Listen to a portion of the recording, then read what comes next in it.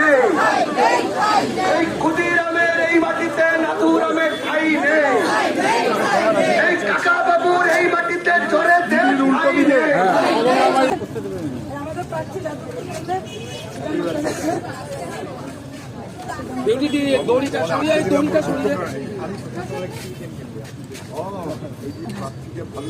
আমি যাদবপুর পছন্দ হয়েছে, ঠিক আছে দাদা দেখবেন হয়তো হিমাদ্রি আমার কমরেডদের অনুরোধ করছি যে লাইনটি দুটো লাইনে সাজিয়ে নেবেন।